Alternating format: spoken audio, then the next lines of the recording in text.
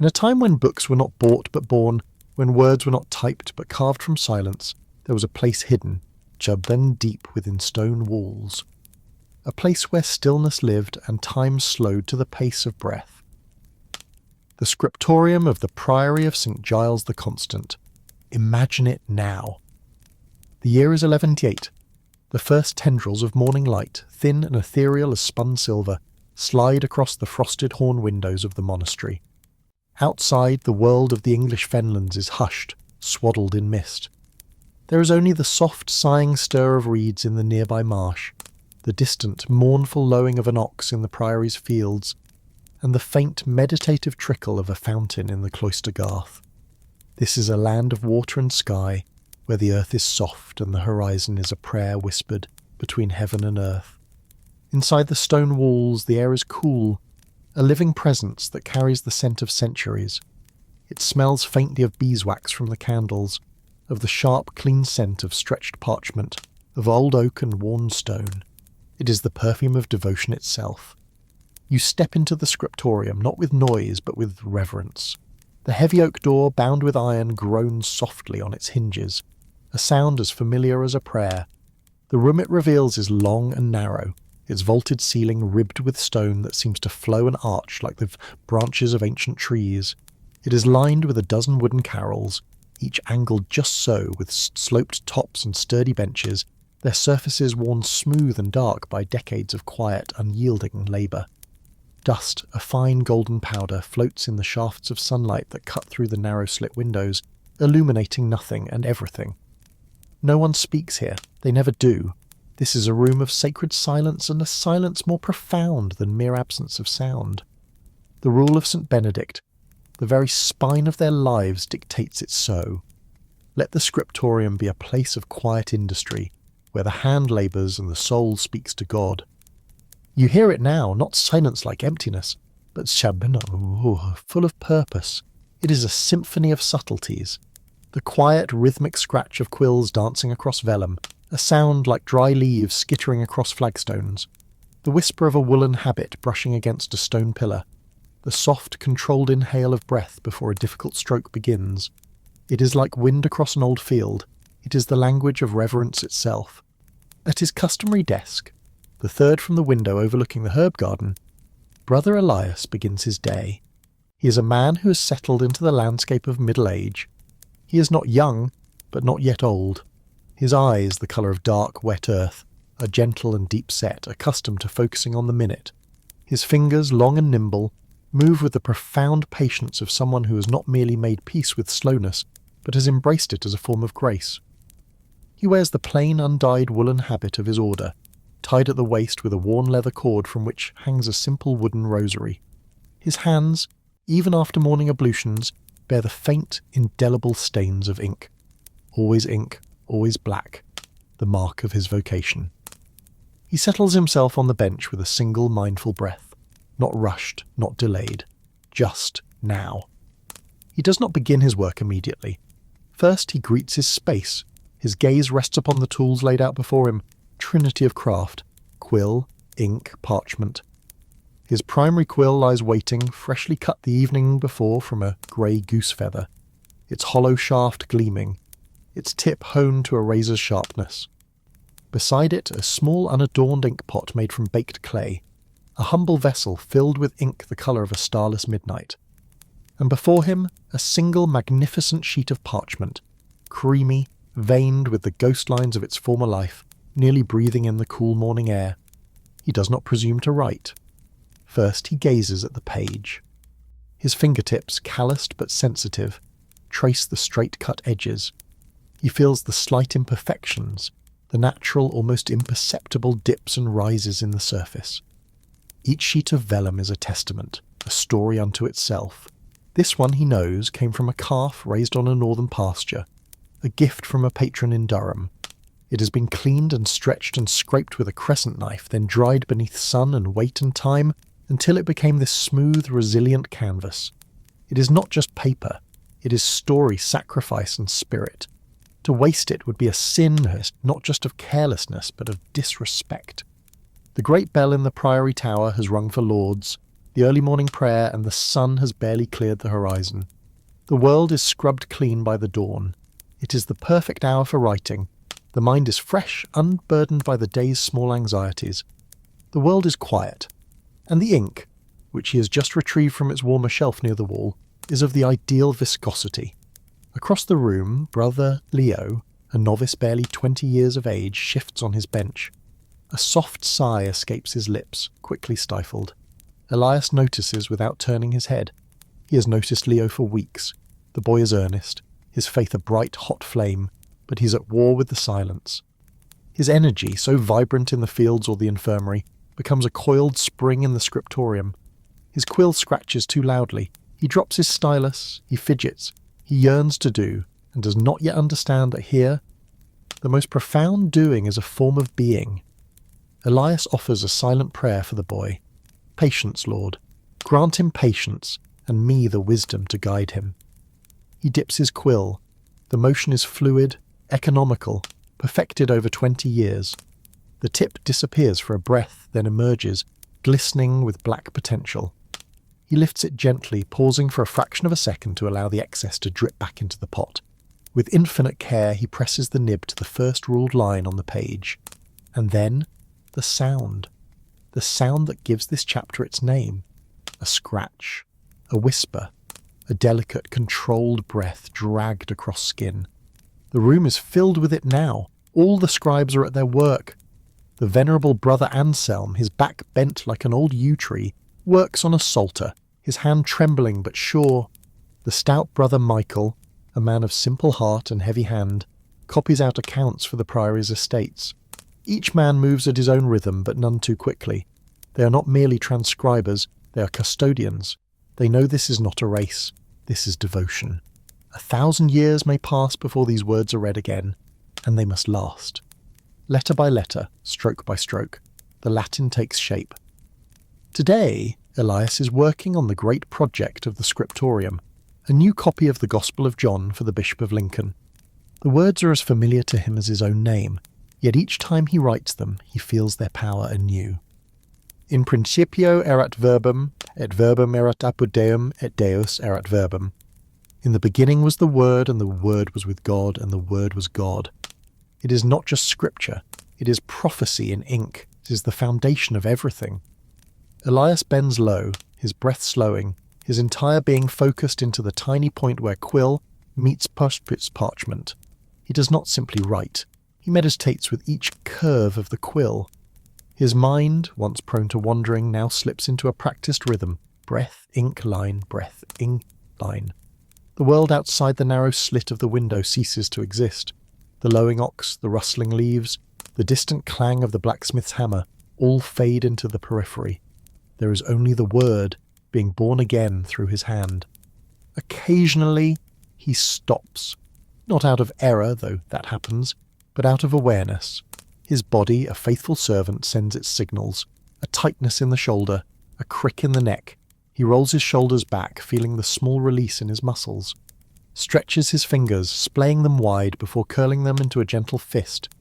He looks toward the window, where the light has changed from the cool gold of dawn to the purer white of mid-morning. A wren flutters past, a brief, joyful flicker of life.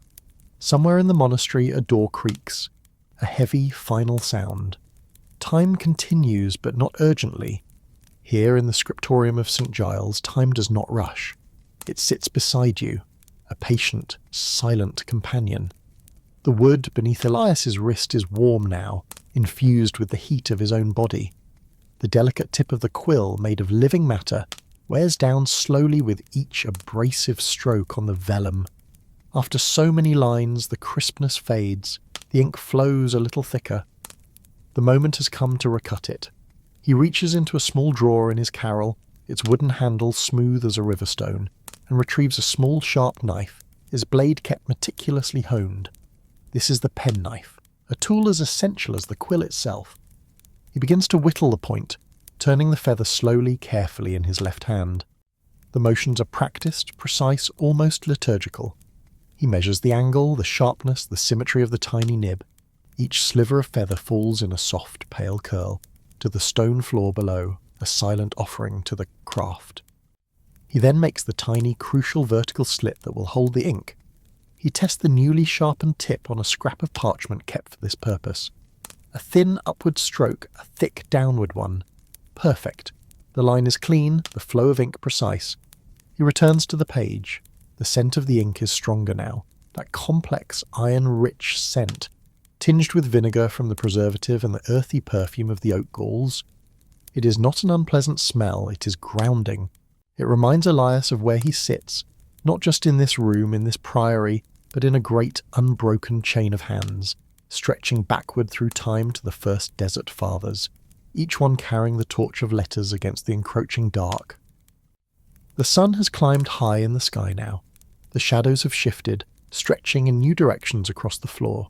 The single candle on his desk, lit more from ritual than necessity in the bright morning, remains lit, a small personal reminder of the light he writes for, the lux mundi. Around him, the other scribes continue their silent work. Each has his own style, his own lean of the hand, his own weight of stroke. You could map the personalities of the room by their script alone. Anselm's is spidery and elegant, full of the wisdom of his 80 years. Michael's is bold, dark, and utterly without flourish, like the man himself. Leo's, Elias knows without looking, will be tight, a little cramped, full of a desperate desire for perfection that makes true grace impossible. The air is thick with focus, yet utterly calm. It is a charged stillness, the atmosphere of a cathedral during the elevation of the host. You could fall asleep to this rhythm. You are falling asleep to this rhythm. The constant soft scratching is a lullaby for the soul. There is no urgency, no rush, only the steady, patient scratching of quills. Like wind on paper, like soft rain on old roof tiles, like the passing of time itself, measured not in minutes, but in letters. Chapter 2. Parchment and Patience. The story of a book begins not with ink, but with skin. Before a single letter is born, before a stroke is made, before even the quill dares to move, there is the page. Not just a blank sheet, but a life prepared, a surface transformed through labour and sacrifice into a vessel for the sacred. In the quiet monastery of St. Giles, nestled in the damp embrace of the fens, the scribes do not treat parchment as ordinary paper. It is not. It cannot be. To hold a single sheet of high-quality vellum is to hold something ancient, sacred, and deeply alive, even in its stillness. Brother Elias understands this in his very bones. He always has. His understanding is not merely intellectual. It is tactile, born of 2 decades spent in intimate communion with this material. His morning often begins not at the desk, but in the small sun-dappled courtyard behind the cloister, where the parchment is stored, dried, and sometimes prepared by the monks themselves. This is the domain of Brother John, a stout, red-faced man whose hands are as tough as old leather, but whose touch with the delicate skins is surprisingly gentle. The air here smells different from the scriptorium, is sharper, more elemental. There's the lingering scent of stone, of damp straw, and the faint, almost metallic tang of lye, a cleaning agent used long ago in the preparation of the skins. Large wooden racks, like oversized looms, lean against the walls, holding stretched sheets of parchment that sway ever so slightly in the morning breeze. Some are still slightly translucent in the light, like the wings of a sleeping moth, still curing. Others are creamy, soft, and impossibly smooth, ready for the scribe's hand. Elias walks with care, his leather sandals brushing softly over the flagstone floor. He is not here to prepare the parchment today, that is John's work, but to select the sheets for the next folio of the Gospel. He greets Brother John with a nod and a quiet smile. John, scraping a newly stretched sheepskin with a lunellum, his crescent-shaped knife, nods back, his breath pluming in the cool air. "The calfskin from Durham is ready, brother," John says, his voice a low rumble. "As fine as any I've seen, smooth as a river stone." Elias runs his hand over a finished sheet hanging on the rack. It is firm but not stiff, thin but strong enough to last a millennium. He lifts it slowly with both hands, the way one might cradle a bowl of water or carry a newborn animal. No creases, no smudges, no unnecessary noise. This sheet, he thinks, once belonged to a calf, born, fed, and tended in the green fields of the north. Its life was not wasted. It was honoured, and now it is transformed, not as a product, but as a vessel, The monks do not speak of this often. The thought is too raw, too profound for casual mention. But they know each page begins with a life given, and it ends in resurrection, words, prayers, wisdom carried forward on skin. Back in the hushed sanctity of the scriptorium, Elias lays the chosen parchment on his desk. He gently weighs down the corners with small rounded stones, each one smoothed by years of use by scribes before him. The surface is flat but alive with imperfection. If you look closely, you can see the faint, branching patterns of veins, subtle textures, hints of the life it once held. He runs his fingers over the sheet slowly, reverently, feeling its unique character. This is the hair side, slightly rougher. The other side, the flesh side, is smoother, paler. Not all pages are the same. Some are soft and supple, drinking the ink with a pleasing thirst. Others are stubborn, with greasy spots that resist the ink, needing more coaxing to lie still. Each must be met as it is, with the scribe adapting his technique, his pressure, his very intention to the nature of the page. Before the first word can be written, the page must be ruled. This is the quiet ritual, the prelude to the prelude, the creation of order out of emptiness. Elias reaches for a slender stylus, fashioned from the polished leg bone of a sheep. Its tip is smooth, worn from years of gliding across countless pages. With it, he will score the faint, almost invisible lines upon which his letters will rest. Not with ink, not with lead, not yet. These lines are silent guides, unseen from afar, but forming the hidden skeleton beneath every sentence. He aligns a heavy wooden ruler, marked with notches passed down from his predecessor, across the page. He measures not by modern units, but by instinct, tradition, and a deep-seated sense of balance and proportion. The margins are sacred. They frame the thoughts, giving them space to breathe.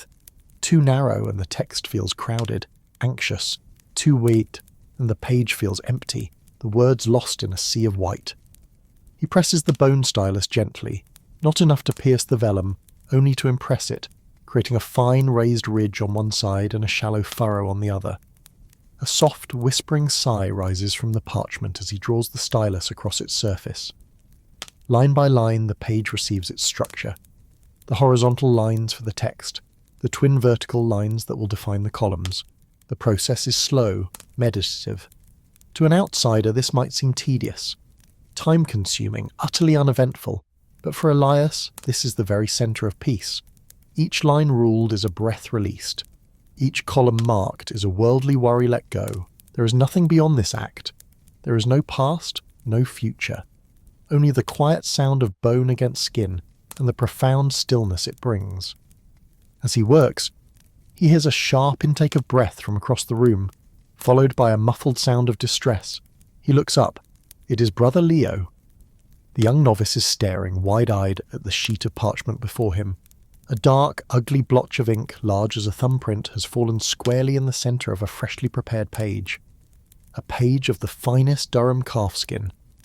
Leo looks up, his face pale with horror, his eyes meeting Elias's across the silent room. Panic is written plainly on his features. He has ruined it. A full day's work for Brother John, a precious resource, a piece of the bishop's gospel, desecrated by his clumsiness. The other monks studiously ignore the incident, bending closer to their own work. This is a private agony to be handled with delicacy. Elias gives a slow, almost imperceptible nod, a gesture that says, "Stay, be calm, I will come." He finishes ruling his own page, his movements as unhurried as before. He sets down his stylus and ruler, then rises from his bench. He walks softly over to Leo's carrel. The boy is frozen, his hand still hovering over the disaster, his knuckles white.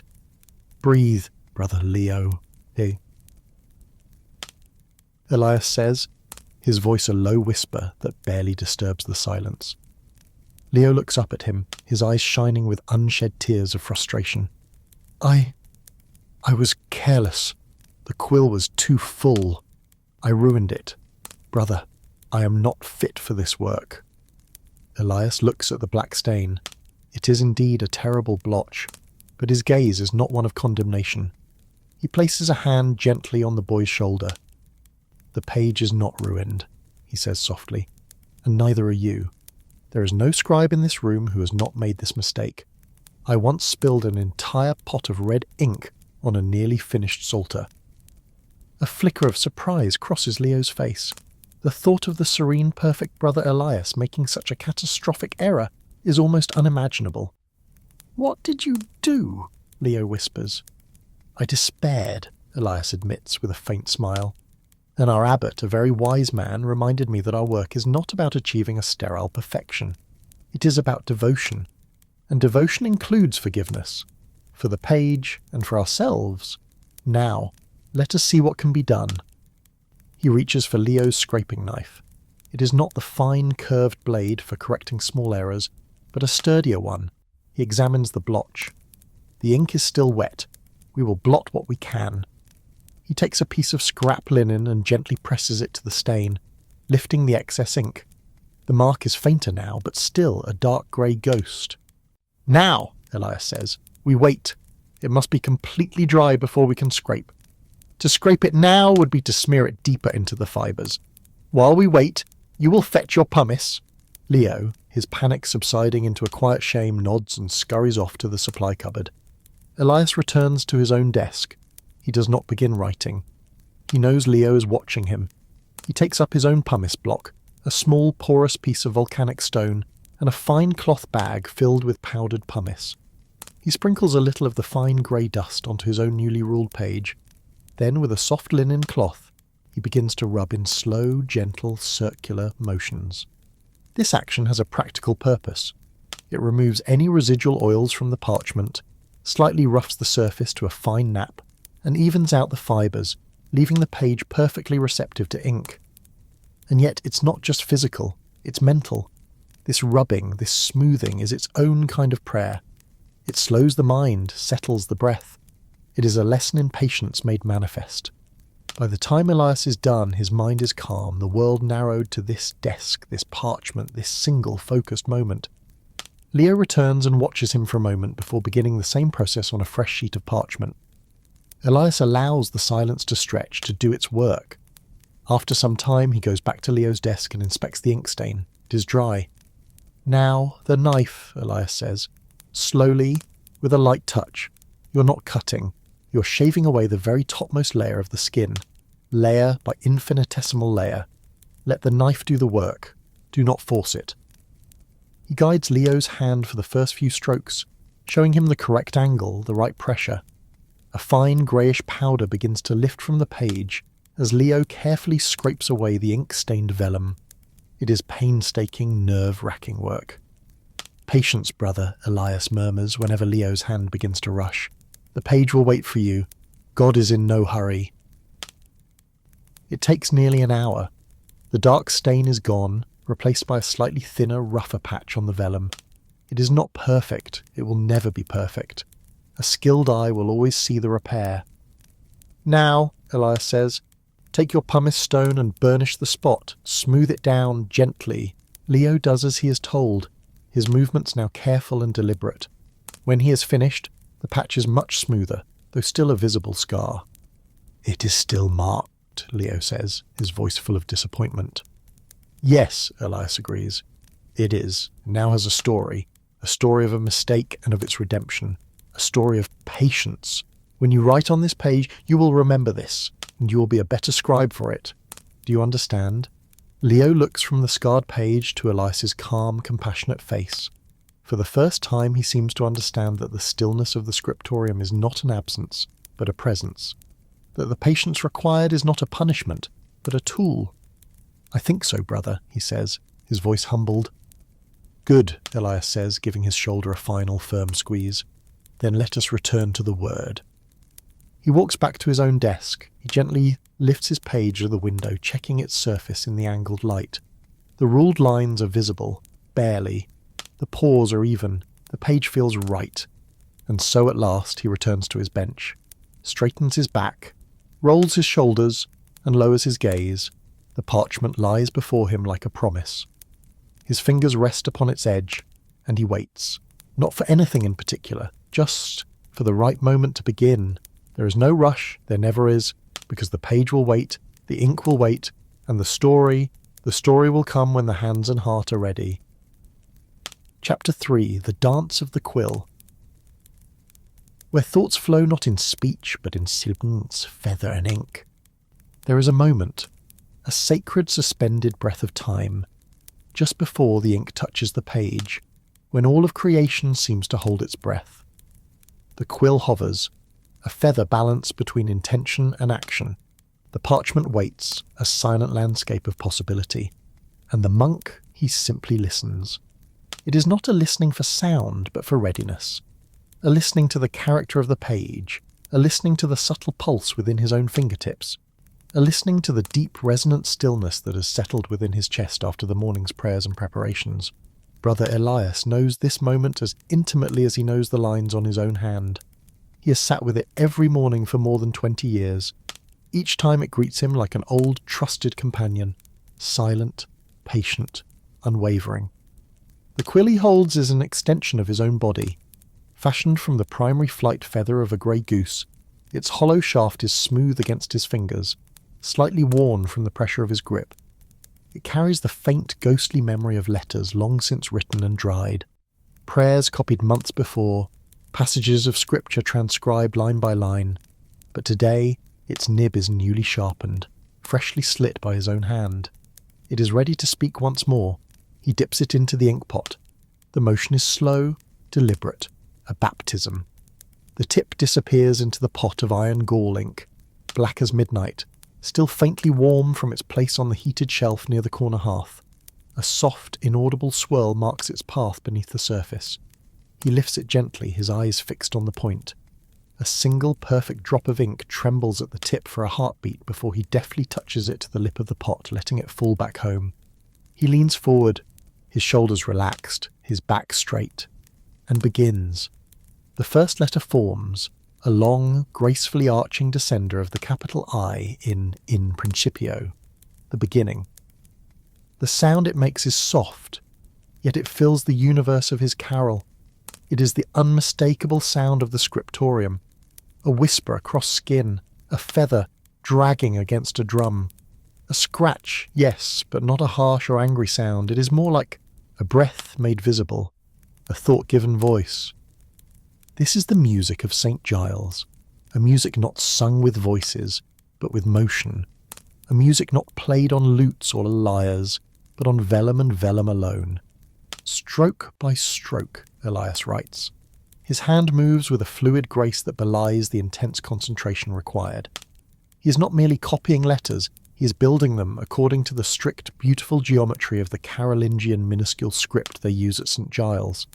Each letter is formed with intention, a small act of architectural creation. The N rises and curves with two precise parallel downstrokes. The P descends with a strong straight tail. The R curls back on itself like the new frond of a sleeping fern. He does not rush, he does not slow. He simply follows the rhythm, the innate deep rhythm of thought flowing through nerve and muscle, down his arm, through his fingers, and out the exquisitely fine point of the quill. You might think the act of writing is passive, sedentary, but here in this room it is a dance, a slow, intricate and demanding dance. The fingers must lead with grace and precision.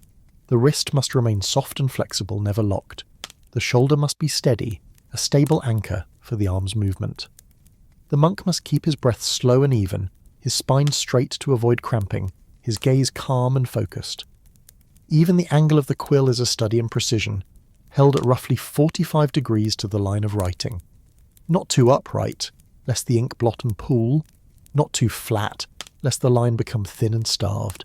The motion is neither tight with tension nor loose with carelessness. It flows, it breathes, it is alive. As he moves across the page, the ink dries behind his hand. Slowly, invisibly, it undergoes a transformation. The iron gall ink, pale grey when first applied, oxidizes upon contact with the air. It darkens, settling into the parchment's pores, becoming an indelible part of the page itself. It is not lying on top of the vellum, it is bonding with it, like a memory being etched irrevocably into the mind. This focus is a shield. It allows Elias to retreat from the world, but sometimes the world intrudes. A memory unbidden rises from the depths of his mind. He's a boy again, not in a monastery, but in his father's small house in York. His father was a merchant, but a man who loved learning, a a man who owned 3 whole books, a fortune. He remembers the scent of his father's wool cloak, the feel of his calloused hand turning a precious page, his voice reading aloud. In the beginning was the Word.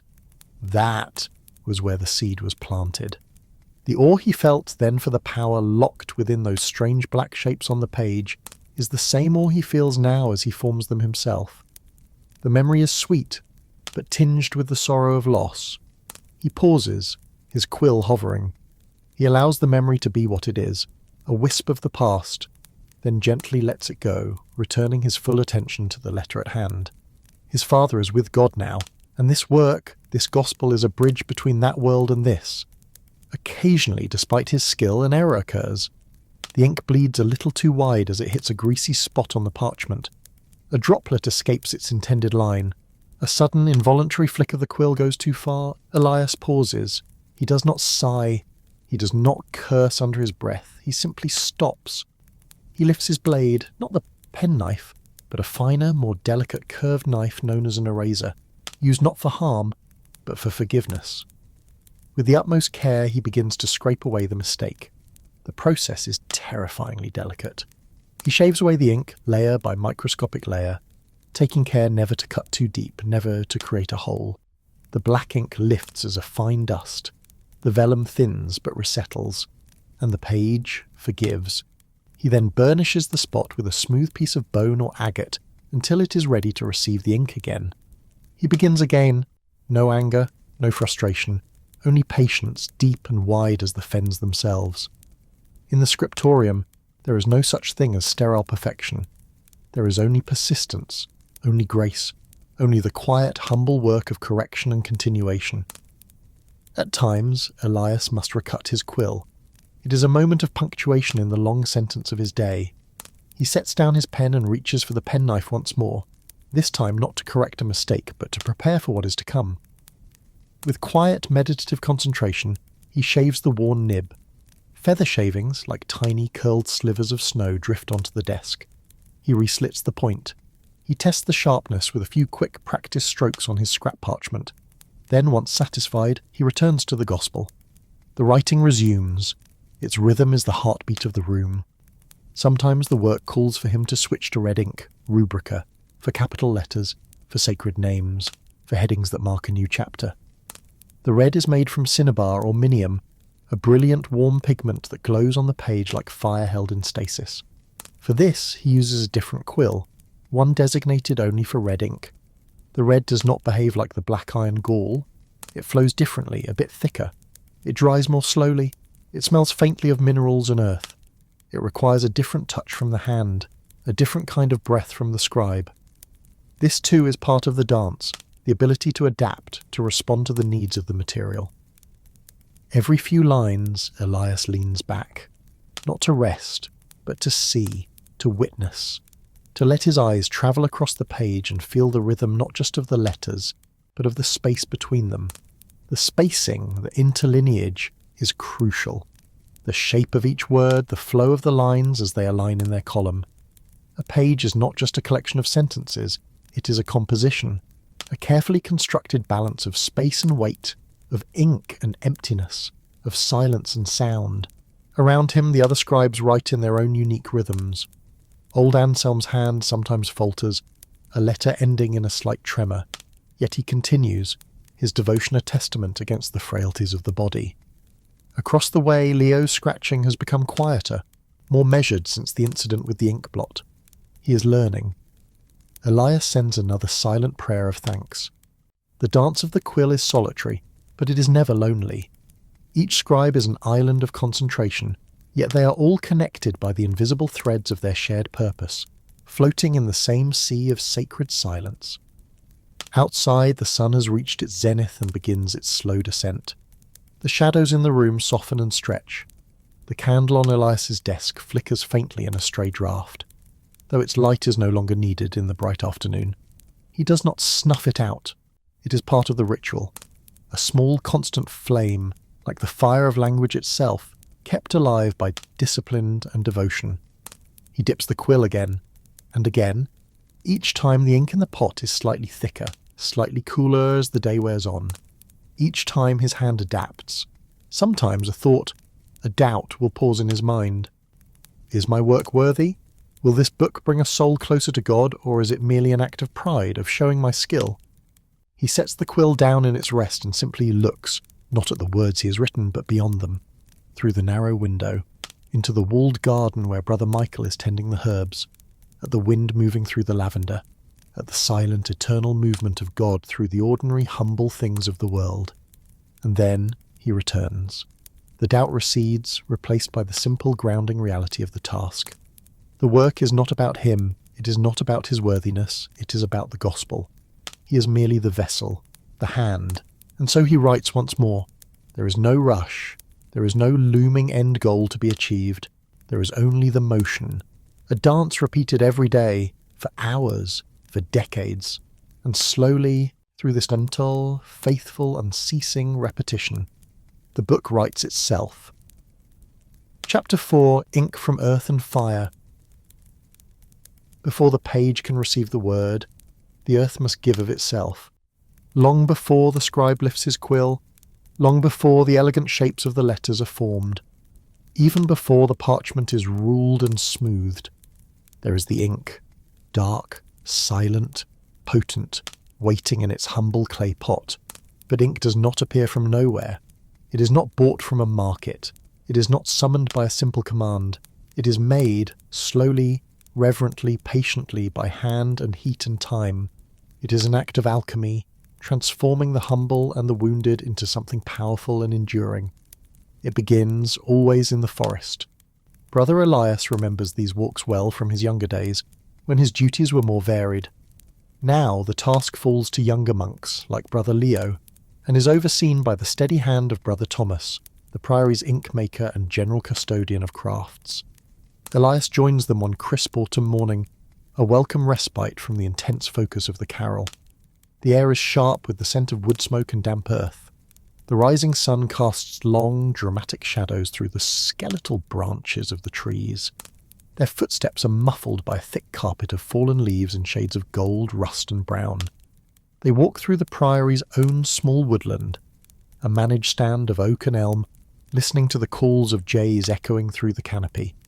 And there, clinging to the branches of the oak trees, are what they seek.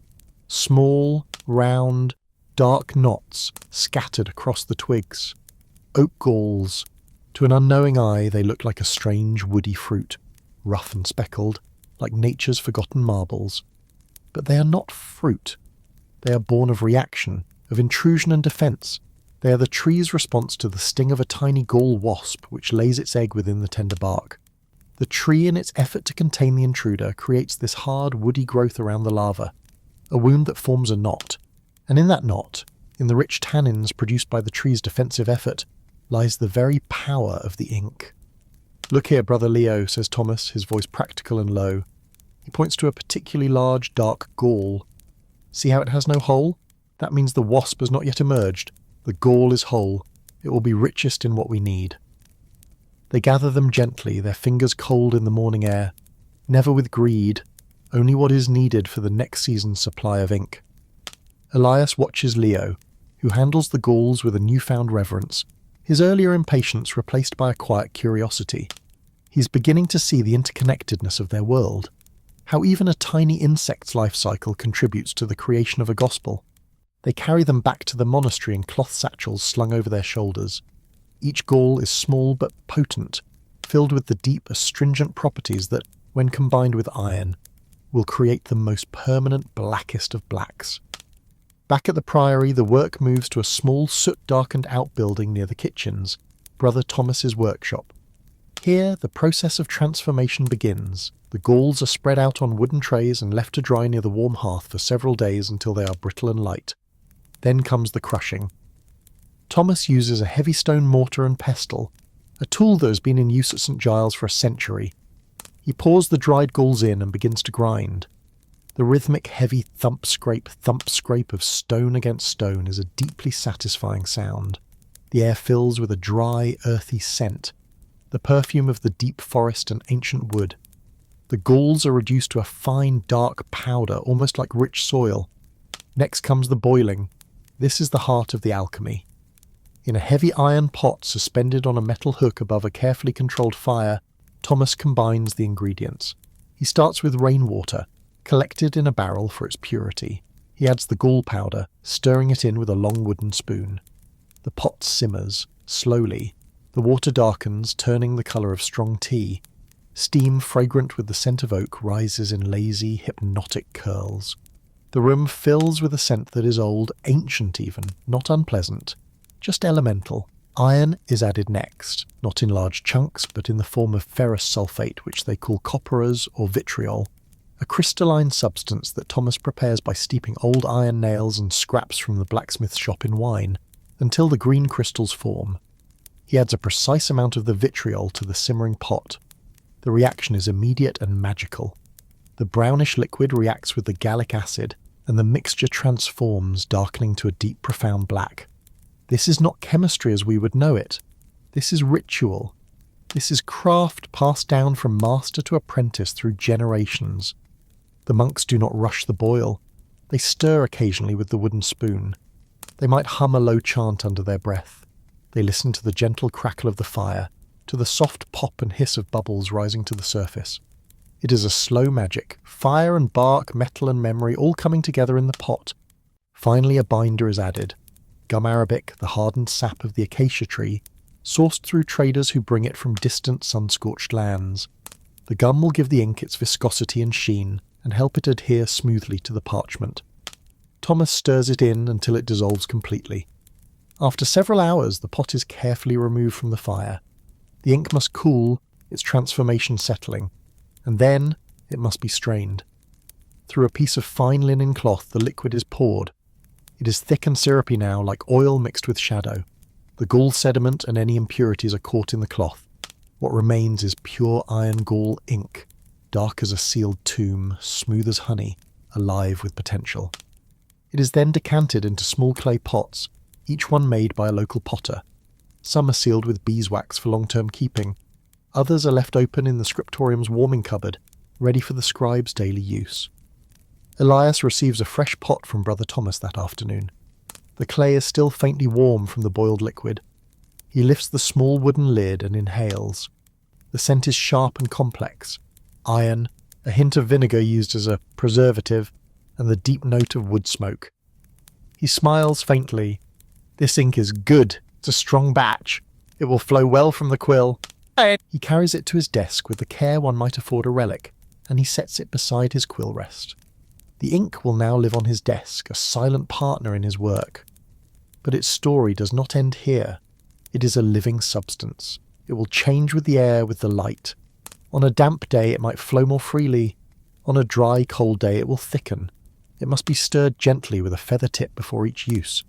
Sometimes, if it becomes too thick, it must be diluted with a single drop of rainwater. It is alive. Elias knows this. Ink is not passive. Ink remembers the hand that stirred it. Ink responds to the weather, to the mood of the scribe, to the pressure of breath behind every stroke.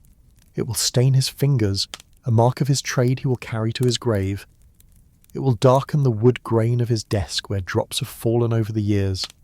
It will linger beneath his nails, a constant dark reminder of his purpose.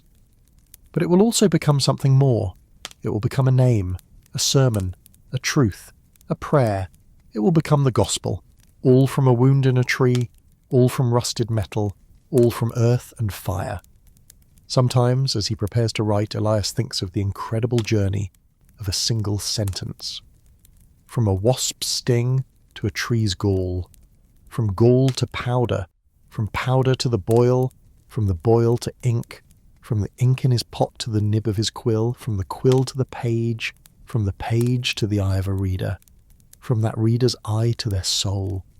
It is never just words, it is a profound and holy transformation, and the monk who writes must know and honour every single step of that journey, because to write with this ink is to write with the very memory of the earth.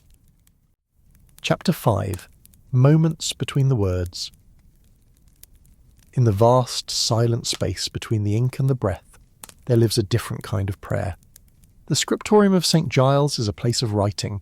That is its purpose, its very name, but it is also, and perhaps more importantly, a place of waiting, of watching, of stillness so deep and so resonant it becomes its own kind of song. For every line of scripture meticulously copied, there is a pause. For every finished paragraph, there is a moment of return. A return to the breath, a return to the body, a return to the quiet, unhurried movement of time that flows beneath the surface of thought. Brother Elias knows the dance of the quill as well as any man alive, but he has come to learn over his many years at the Carol that he knows the pauses even better. They are the soul of the work. These moments are not breaks from the labour. They are not interruptions to be rushed through. They are an integral part of the work itself, the invisible work, the sacred slowing down, the surrender of doing in favour of being. Sometimes his hand simply stops, mid-sentence, not for any discernible reason, not from tiredness or a loss of concentration, just because. A signal from some deeper part of himself that it is time to be still. He lifts the quill from the vellum, carefully wipes the nib clean on a piece of scrap linen, and sets it in its cradle. He leans back slightly on the sturdy wooden bench, feeling the solid oak against his spine. His fingers, which moments before were coiled in a tight, precise grip, now spread lightly on the edge of the desk. He lets his spine settle and lengthen. He lets his shoulders, which had been tensed with focus, fall away from his ears. And he breathes, not the shallow, unconscious breath of urgency or distraction, but the wide, steady, conscious breath of someone who belongs entirely to the moment. He draws the cool, wax and parchment-scented air deep into his lungs and releases it with a slow, silent sigh. He turns his gaze to the narrow window. Outside, the world exists in its own gentle rhythm. The cloister garden shifts and sways in a light breeze. A fat bumblebee drones lazily among the lavender bushes that Brother Michael tends with such care. A single red-breasted robin hops along the stone sill of the window, cocks its head to look inside with a bright, curious eye, and then flits away. Somewhere beyond the garden wall, a sheep calls out to its lamb, a plaintive, gentle sound. Then silence again, deep and profound. Elias does not speak. He does not move, but he listens. He listens to the quiet, shuffling footfall of a passing monk in the cloister walk outside, to the ancient creak of an old timber beam in the ceiling above him, settling as it has for 200 years, to the faint, rhythmic dripping of water from a distant spout in the kitchens. And he listens to the most sacred sound of all, nothing, the absence of demand. There is nothing in this moment demanding his attention, nothing pulling him forward into what must be done next, or backward into what has already been written. He is simply here, in this room, in this body, in this breath, in this sacred space between the words. These moments of stillness are not uncommon in the scriptorium. In fact, they are expected, encouraged by the very structure of their lives, the rule of Saint Benedict. No one writes endlessly. No one is expected to. The body is a tool, but a fragile one given by God, and it must be cared for. The mind can concentrate, but then it must be allowed to dissolve, to rest in the quiet presence of God. Elias rises slowly and silently from his bench. His legs are stiff. He feels a familiar ache in his lower back, a constant companion to all scribes. He steps softly away from the desk and into the small open space at the end of the room. He stretches. His arms reach upward toward the vaulted stone ceiling, his fingers splayed as if to touch the cool air. He rolls his shoulders back, feeling the small tensions and knots release. The heavy wool of his habit rustles like leaves on a soft breeze. This is not exercise in the way an outsider might understand it. It is an act of presence, of checking in with the physical self, the humble vessel that carries the soul. He walks to the larger window at the far end of the room, which looks out not on the cloister but on the fens themselves, a vast, flat expanse of water, reeds, and endless sky. The clouds have shifted since he last looked. A great bank of grey cloud is moving in from the east, promising rain later. The light has softened, losing its earlier brilliance. It does not matter. The change itself is a homily on the nature of time. A flight of geese, a dark V against the pale sky, wings its way northward. He watches until they are specks, and then gone. He smiles faintly, and says nothing. There is a profound wisdom in this rhythm they have cultivated. A kind of remembering. The page will wait. The ink will wait. Even the holy prayer of the gospel will wait. But these moments, these precious, fleeting spaces in between, they must be noticed. They must be inhabited, or they slip away entirely, lost in the tyranny of the task. In another corner of the room, old brother Anselm sets down his stylus. He takes off his spectacles, 2 pieces of polished quartz held in a leather frame, and rubs his tired eyes with the heels of his hands. He closes them. For a full minute he does not move. One might think he has fallen asleep, but Elias knows he is more awake in that moment than when he was writing. His soul turned inward in quiet contemplation. Even the room itself seems to pause with them. The candle's flame on Elias's desk softens, its flicker steadying into a calm, unwavering point of light. The dust motes in the sunbeams seem to fall more slowly. The parchment on the desks rests without tension, and the quills lie like quiet, folded feathers on their sides, their voices still for a time. There is a palpable holiness here, not just in the scripture being copied, not just in the permanent ink, but in the living, breathing silence that surrounds and cradles them both. After a time, the great bell tolls for terce, the 3rd hour of prayer. The sound rolls across the priory, a deep, resonant call to pause collectively. The scratching of quills ceases as one. The monks rise. Elias returns to his seat. But he does not immediately resume his work after the brief office is observed in their places. He places his hands flat on the cool wood of the desk. Fingers spread, he closes his eyes, and he lets everything fall away. The tools, the Latin, the memory of the lines he has already written, even the thought of what comes next. All of it is gone. Only the stillness remains, the echo of the bell, the presence of his brothers, the feeling of the cool air on his face. And in that stillness, a new kind of clarity arises, not the sharp clarity of analytical thought, but the soft, diffuse clarity of being, of simple existence in the presence of God. And when he opens his eyes, he begins again, not as before, as a continuation of a task, but newly, calmly, softly, re-energized by the holy emptiness, line by line, word by word, each one blooming, fresh and new from the fertile ground of the quiet. Chapter 6. Illumination. Where light is captured on the page, and colour itself becomes a prayer. Some pages are meant only for words, for the stark, beautiful austerity of black ink on creamy vellum. And some pages are meant to shine. In the life of the scriptorium there comes a time, not every day, not even every week, but at sacred intervals, when the light of heaven must be brought down to the page, not through language alone, but through beauty, through art, through the divine alchemy of colour and the captured sunbeam of gold. This is the holy work of the illuminator. At St. Giles, the illuminator is not the same as the scribe. He is a specialist, a monk whose entire vocation is the beautification of the word. The scribe gives the word its body, the illuminator gives it a glorious raiment. The master illuminator at St. Giles is Brother Simeon, a man whose hands, unlike the ink-stained fingers of the scribes, are dappled with the ghosts of lapis lazuli, vermilion and gold. He enters the scriptorium as silently as a shadow.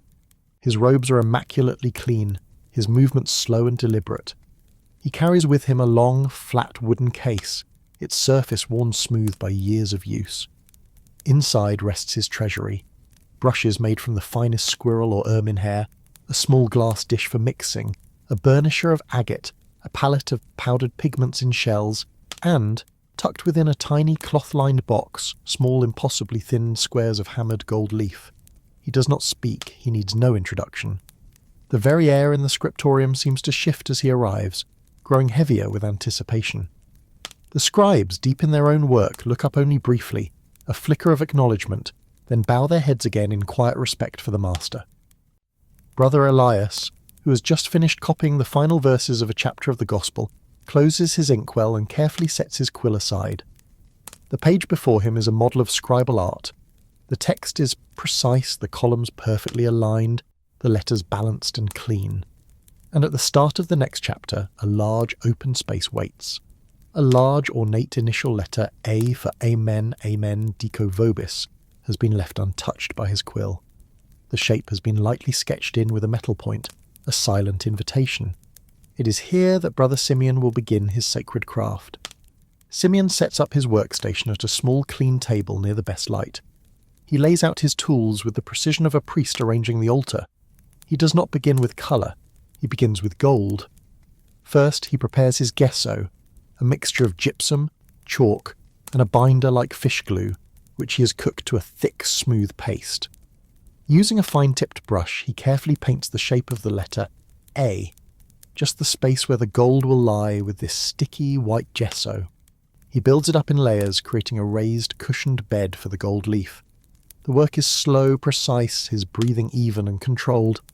Then he waits. This too is part of the art. The gesso must dry to the perfect state of tackiness, neither too wet, where the gold would sink and dull, nor too dry, where it would fail to adhere.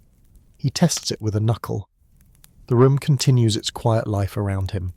Quills scratch, candles flicker. A cough echoes softly in the distance. He watches the gesso, his focus absolute. And when the surface is ready, he picks up the gold leaf. It is so thin it is almost translucent, trembling in the air with the slightest current, almost weightless.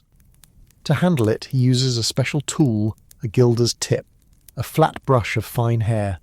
He breathes on the raised gesso, a warm, moist breath that reactivates the glue for a single crucial moment. Then he lays the gold. Not with force, not with pressure, just a slow, steady motion, letting the gold leaf settle onto the gesso. It shimmers as it falls, a square of captured sunlight. His brush smooths it gently, lovingly, like laying a silken cloth across warm skin. He presses it down softly with a piece of cotton, and then the true magic begins. He takes up his burnisher, a smooth, polished tooth of a wolf set in a wooden handle. With firm, steady strokes he rubs the gold. The friction and pressure transform the matte, fragile leaf into a brilliant, solid, mirror-like surface. And in that moment, the page catches fire. Not literal fire, of course, but the kind of divine fire that glows without burning. The kind of fire that sings in the silence. The kind of fire that serves as a tangible reminder that heaven is near, that the word is not just true, but beautiful. Next comes the colour. The pigments are a litany of the earth's treasures, prepared by Simeon himself. They are not like modern paints from a tube. They are soft, deep and ancient. They carry the memory of far-off mountains, of deep mines, of coastlines and the roots of plants. Blue from lapis lazuli, a stone more precious than the gold itself, brought by Venetian traders from the mountains of Afghanistan, ground for days into a powder of incandescent ultramarine. Green from malachite, or from verdigris, copper aged in vinegar. Red from cinnabar, or the less toxic red lead minium, or from the humble madder root. Yellow from saffron or arsenic sulfide. Each powder is carefully mixed on a shell or in a small pot with a binder. Egg tempera, a mixture of egg yolk and water, which will dry to a durable, luminous finish. The illuminator dips his finest brush and begins to paint. He is not merely colouring in a shape, he is weaving a world. He paints the intricate vines that curl and spiral from the body of the golden A. He paints the delicate, trilobed leaves of ivy, the small bright red berries. He paints the wing of a tiny bird almost hidden in the curve of a serif. Every detail is precise, every stroke intentional. It is not decoration. It is devotion made visible. It is a visual sermon. As he works, Elias watches, not with impatience, but with a deep, quiet awe. This is the part of the book's creation that he loves most. Not simply because it is beautiful, though the beauty takes his breath away, but because it is an act of pure, selfless generosity, a gift to the reader centuries hence, a reader whose face he will never see. It is an invitation to slow down, to look closer, a page not just to be read, but to be beheld. Sometimes the illuminator adds creatures into the margins, what the monks call marginalia. A comical monkey playing the bagpipes, a dragon curled in a corner, a knight battling a snail, fish with golden fins swimming through the long tails of letters. None of it is random, though some of it is humorous. All of it is story, all of it is metaphor. All of it is meant to stir the soul awake, to remind the reader that the sacred text is not divorced from the wild, chaotic, beautiful, and sometimes absurd world God created. Brother Simeon works for hours, his focus never wavering. He does not tire, for his body is merely the instrument of his prayer. He is not painting to impress a patron or to win fame. He is painting to praise God. When the final stroke of ultramarine is laid, when the last white dot of highlight is placed on a painted berry, he leans back. He cleans his brushes with meticulous care.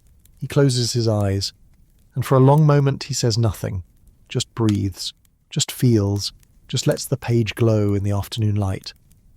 Later, when a reader turns this page, perhaps a bishop in his study, or a scholar in a university 100 years from now, or a visitor in a museum 1,000 years from now, they will pause. They will not rush to read the next paragraph of text. They will stop, and they will see the way the burnished gold catches the light flashing as the page is turned. They will see the way the deep blue of the lapis seems to hold the very edge of twilight within it. They will see the way the shapes curve and twist not for function, but for beauty's sake alone. And in that moment of beholding, they will be still. They will feel what Elias feels now watching across the silent room, that God lives not only in truth, but also in colour, not only in the word, but in its illumination. Chapter 7, When the Ink Sleeps. Every ending, like every letter, must curve gently towards silence. The page is nearly full.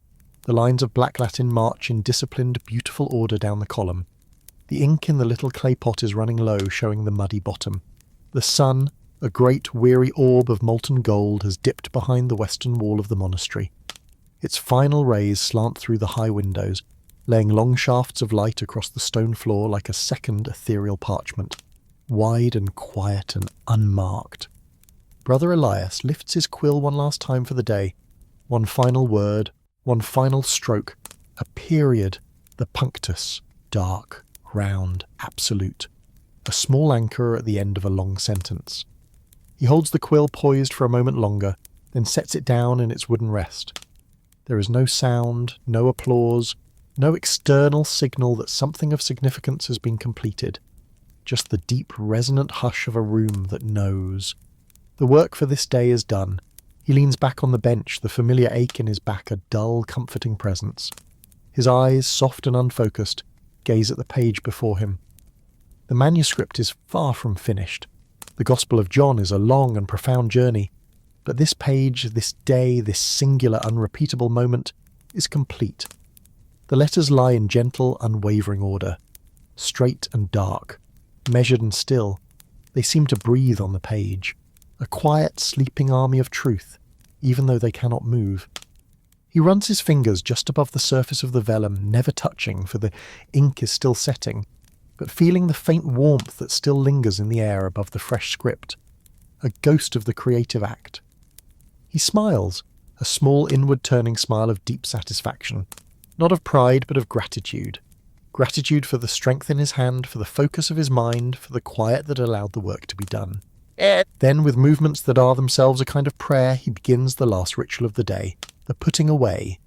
He closes the heavy leather-bound book. The sound it makes is soft, substantial. Leather against wood, parchment against parchment. It is the kind of sound you don't hear so much with your ears as you feel in your chest. A sound of closure, of completion, of peace. He reaches for a soft linen cloth and gently wraps it around the nib of his quill, wiping the tip meticulously clean of all ink. He does the same for the red quill.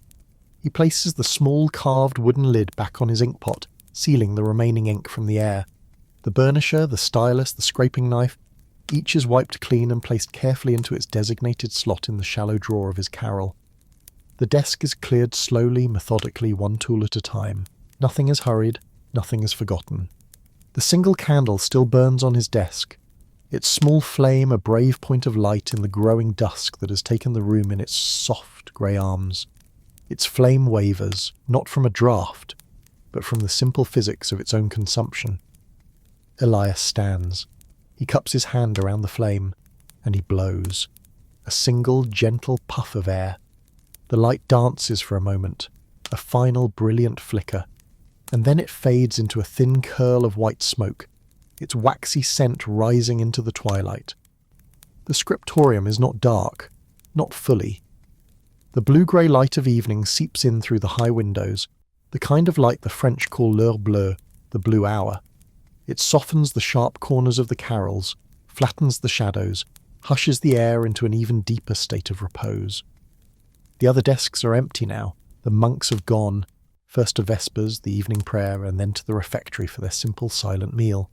Their tools are neatly arranged just as his are. Their chairs are pushed in. Their own pages, in various states of completion, await the morning light. It is a room asleep, but it is not abandoned. It holds a heartbeat, a collective memory, a silence that stays even when no one is there to witness it. Elias steps out of the scriptorium and into the cloister walk. The air outside is cool and damp, smelling of night-blooming flowers from the garth and the wet stone of the walls. The sky above the open courtyard is a deep velvety ink blue, pricked with the first shy stars. The stones beneath his worn leather sandals are cool and solid. He does not rush toward his cell. He walks slowly, one hand trailing along the cold, rough surface of the stone wall, feeling its ancient, steady presence. He thinks of the page he just completed, of the letter S that curled a little too wide in the third line, of the margin that sat just a fraction of an inch off from its opposite, of the word lux that came more slowly than expected, his hand pausing as he contemplated its meaning. But none of it troubles him. These small imperfections are the signature of a human hand, of a human heart. The page is done. It is whole. It is enough. He reaches his own room, his cell.